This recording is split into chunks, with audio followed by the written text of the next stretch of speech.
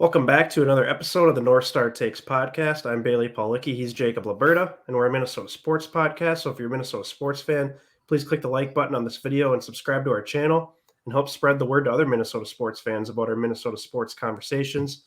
And today we're going to be talking about Minnesota Timberwolves, just kind of doing a quick off-season update as training camp's really only a couple weeks away, Liberta. Before we know it here, they're going to be in training camp. They're about 3 weeks away from playing a preseason game. So let's jump right into it. Probably one of the bigger stories of this entire offseason is Rudy Gobert has been playing in the EuroBasket championships over in Europe, and a lot of the big-name NBA players that are from Europe are also playing in this tournament. You got Jokic, you got Doncic, you got Giannis, and as of today, they have moved on to the semifinals. Team France has. I guess, what do you make about this? I noticed that France is using him in a little bit different way than maybe what the Utah Jazz were, and some people are kind of thinking the Timberwolves could glean some of that into what they're going to be doing offensively, especially. And I guess, do you think it matters that Gobert is playing in such an intense tournament right before the NBA season's about to get going here? I think this is mostly positive. I think it's great. He's just all about basketball. He wants to test his mettle against the best players in the world, because we were talking about this off camera, basically how the top three players in the NBA right now might all be in this EuroBasket tournament, from the three that you mentioned: Giannis, Jokic, and Doncic, Luka. So it's like you're really playing with the best of the best, and it feels like France is playing in all these exciting games. I swear, every time I get a notification about this, it's like, oh man, they won an overtime, or they won like a nail biter, like by 2 points or something. And so it's like Gobert is in these intense situations, which I think that's great. I mean, I think this, and he's really proven to be a top player, and like holding his own, and like you said, carrying France. They're in the semifinals now. I think that's fantastic. The only part that concerns me about this whole situation, about this whole thing, is like, I don't want him to get tired before the season even starts. Like, it's supposed to be the off season when you're kind of recovering and kind of getting back to full health, if there was any question there. I know he's definitely been as durable as they come in the NBA in recent years, so like that shouldn't be a concern. But obviously, as he gets older, close. I think he's past 30 now, I think he is 30. Yeah, I want to say he just turned 30 this year. Yeah. But, so it's like that's obviously, that can be a cliff sometimes. So that does worry me about this a little bit. I just don't want him to have too much tread on the tires right before we're going to start this big season that the Wolves have after we've made this trade for him with all these assets we shipped back to Utah. So like, that's probably my only worry. But then again, it's kind of nice just to see what we're about to get. I know they're kind of using them some unconventional ways, and some things could translate to the Wolves, but some things definitely won't. Like, for instance, any sort of jump shots or any sort of jump shooting, like that's ugly. That's not gonna be yours. So people don't have to worry about that. So I don't know. Interesting nonetheless. What do you think? Yeah, I think it's interesting too. I think, obviously a lot of these European players have a lot of pride playing for their country. Oh, I know Gobert especially has a ton of pride playing for France, as we've seen in the Olympics. So I'm cool with it. I think they're going to be smart about how they handle him once he comes back here. I saw Doogie did an interview with Chris Finch, and Chris Finch actually flew over there and connected with Rudy Gobert for a little bit. And I think Tim Connolly's actually over there right now watching Gobert play, and it sounds like they have a plan in place for when Gobert comes back to kind of ease him into training camp. I would imagine he maybe doesn't play right away in the preseason either. I think they only have 5 preseason games, so maybe he sits out of the first 1 or 2, and then they work him in those last 3. But I'm not too concerned about it, as long as he comes out of it healthy, of course. And that's the main thing for the Wolves, I guess, right now, is just kind of be healthy going into the season, and then if you can stay healthy, that's the main thing. I know, Cat and D'Lo, there's always an injury worry there. Last year they stayed relatively healthy. I know D'Lo missed a little time, but I mean, if the Timberwolves are going to be a really good team in this Western Conference, they're going to have to stay healthy. So, but yeah, otherwise I think it's great. He's kind of putting on over there, and he's having double after double, and 20 and 17 or 24 and 15. So he's doing a good job, and that's what you like to see. You just like to see that he's basically the same player that he always has been, and that's exactly what the Timberwolves are looking for. So let's move on here, because Kat had some interesting comments that kind of involved Rudy Gobert as well, but also himself. So basically, to sum it up, I think he did an interview with CBS Sports, and he basically said Rudy Gobert is one of the best defensive players, if not the best defensive player to ever play the game. And me, Karl-Anthony Towns, I am one of, if not the most skilled offensive players in the history of the game. So he basically was kind of talking about how interesting to have two polar opposites like that playing right beside each other. So, what are your thoughts on the comments Cat made here? Do you think it's a little lack of self awareness, or do you think are you good with him kind of pumping himself up?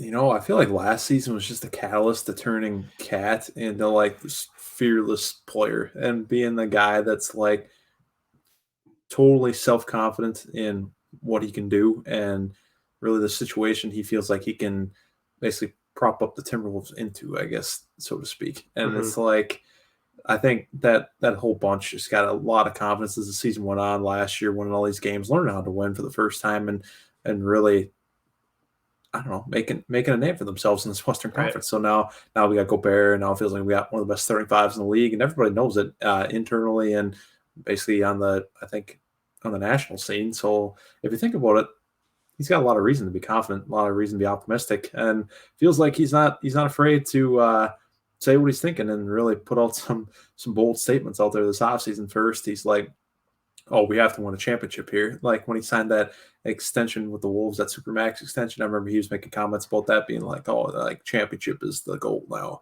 So it's like that's pretty bold on its own when you consider this a team that's won 50 games in its franchise 33-year franchise history four times. So like Right. that's a pretty steep hill to climb. And then now he's coming out and being like, "Yeah, I'm the best, one of the best offensive players."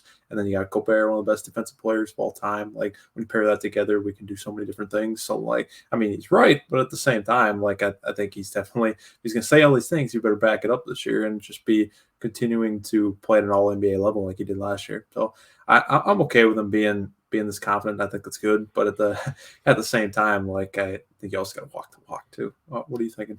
Yeah, I think, after the last couple tough years Cat had, you kind of saw his confidence go down the drain.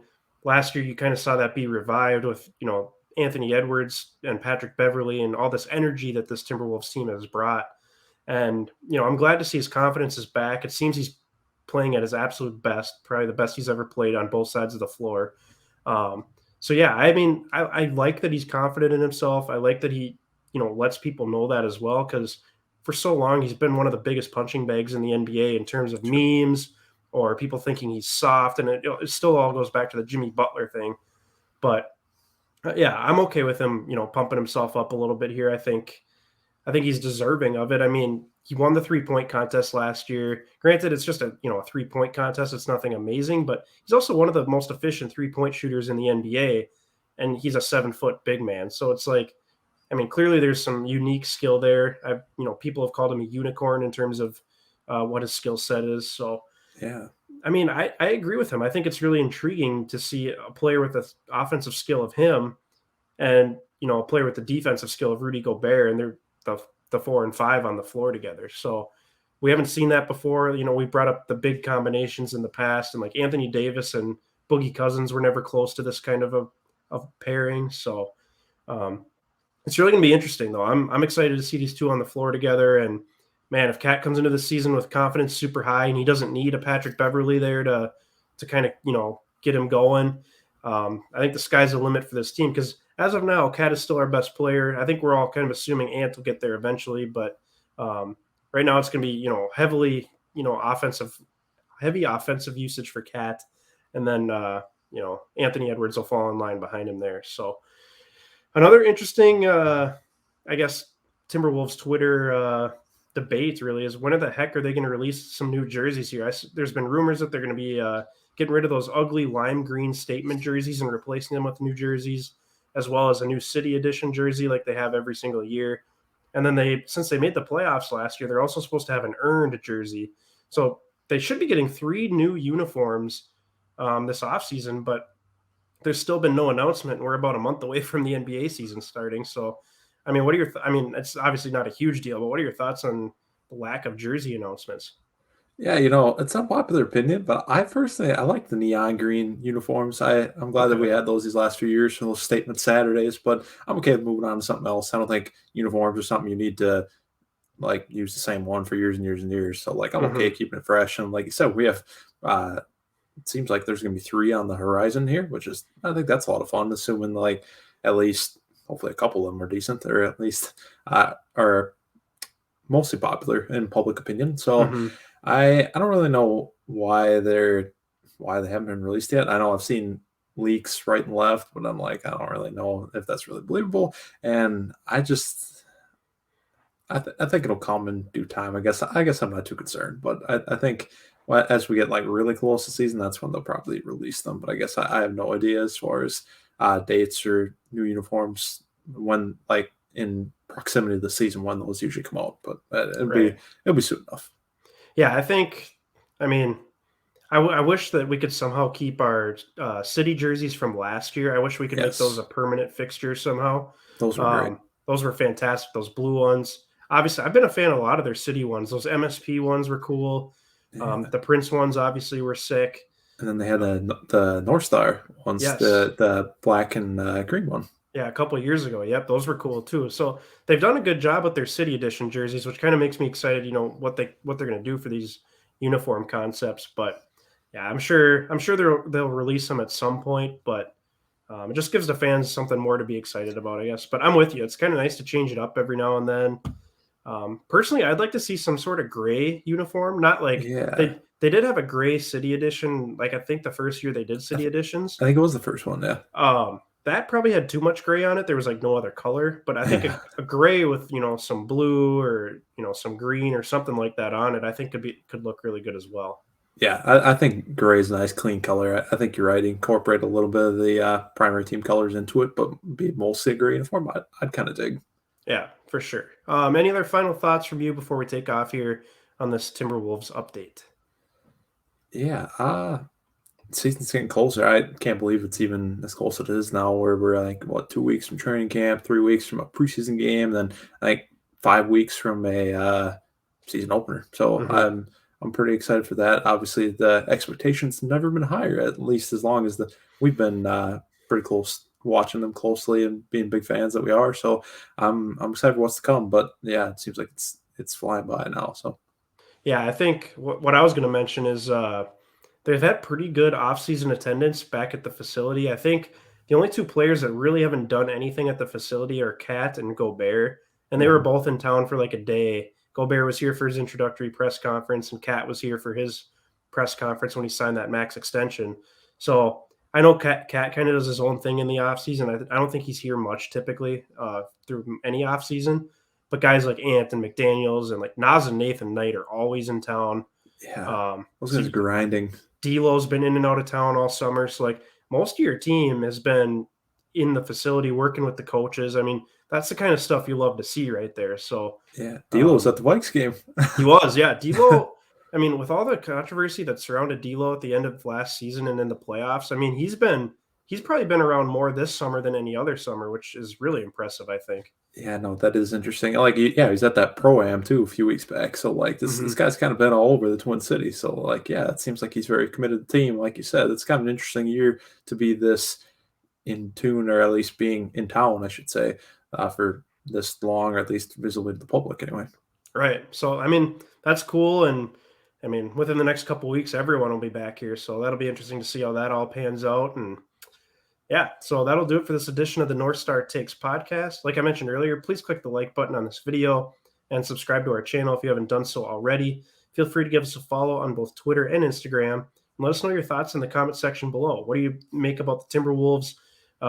Latest offseason update and rumors. Rudy Gobert. I mean, what do you make of him playing over in that tournament, the EuroBasket? Karl-Anthony Towns, somewhat controversial comments, and then yeah, any other thoughts you may have on the Timberwolves offseason, especially the jerseys. I want to know what people think about the jerseys. So until next time, thanks for watching.